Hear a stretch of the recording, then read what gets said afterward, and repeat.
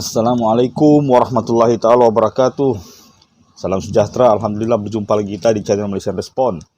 Nah, tanpa membuang masa saudara-saudara, kita terus saja kepada topik yang mau saya bincangkan pada kali ini, yaitu kita tidak boleh menggunakan perkataan anti Malaya. Kenapa?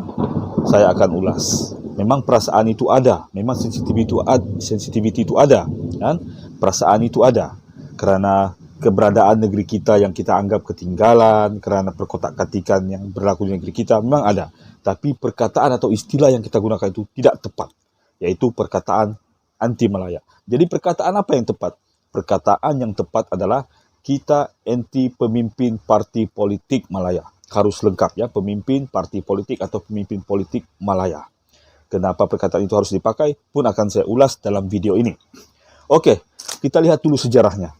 Kenapa perasaan anti Malaya ini atau anti Semenanjung ini berlaku? Dulu, sewaktu Sabah masih berada di kemuncak pembangunannya, di zaman pemerintahan Parti Berjaya dulu, sentimen ini tidak ada.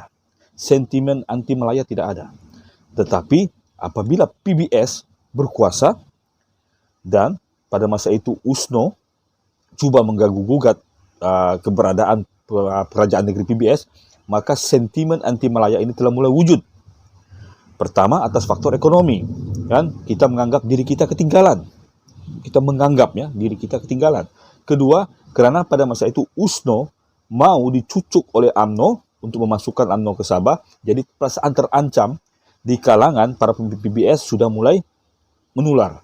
Antara pemimpin yang paling lantang mewar-warkan sentimen anti Malaya ini tidak lain tidak bukan adalah Datuk Gapari Kitingan, yang sekarang ironisnya telah pun menjadi salah seorang daripada orang yang menyokong gagasan parti politik, pemimpin politik daripada Malaya.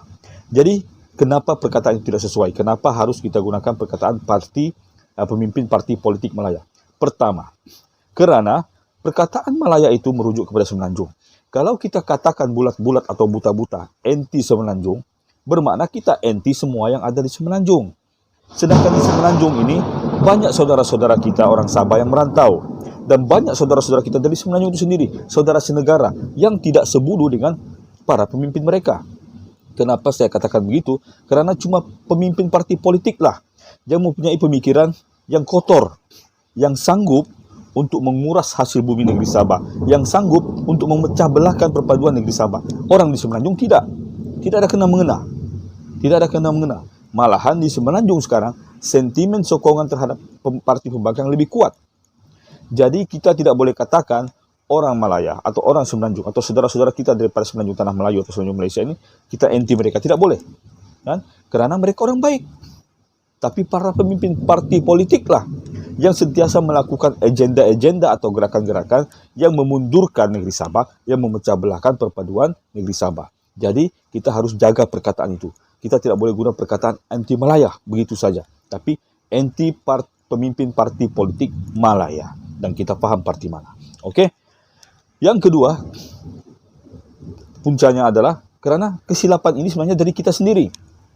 Para pemimpin parti politik daripada negeri kita sendirilah yang membolehkan leher kita disembelih oleh para pemimpin parti politik dari Semenanjung ini tadi.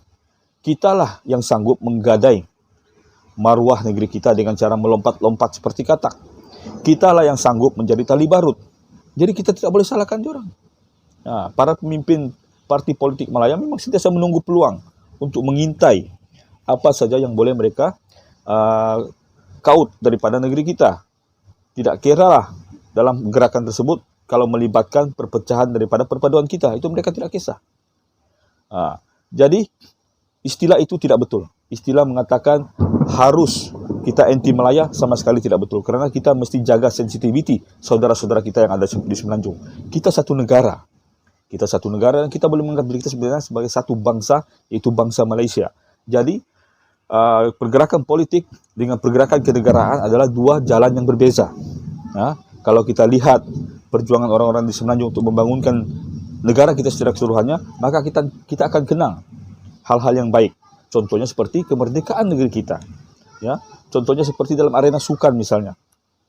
Dan menyentuh tentang arena sukan, kita lihat perkataan Malaya digunakan untuk pasukan kebangsaan kita, pasukan Harimau Malaya. Jadi kita tidak boleh cakap anti Malaya, nanti kita tidak boleh sokong itu pasukan bola. Jadi paham saudara-saudara sekalian ya.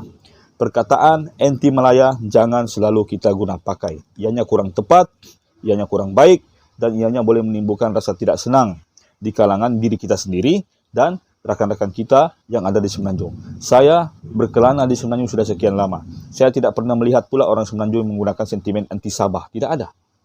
Malahan di sini kami diterima baik bekerja, jadi jiran, jadi rakan sekerja. Malahan pernikahan campur sangat-sangat banyak, tuan-tuan, interstate marriage yang melibatkan kita orang Sabah dengan saudara-saudara kita dari Semenanjung. Saya sendiri pun ada biras dari Terengganu, ada biras dari Perak, dan saya pun ada beberapa rakan-rakan jiran-jiran saya ini yang menganggap diri saya seperti saudara mereka. Jadi, awas.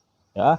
Jaga lidah kita, jaga lisan kita. Jangan sampai perkataan yang kurang tepat ini boleh membawa implikasi yang negatif. Oke? Salam satu Malaysia. Sekali-sekala saudara-saudara, tidaklah kita hanya memupuk perpaduan negeri kita saja. Ini negara kita harus jaga kita. Oke, Assalamualaikum warahmatullahi wabarakatuh.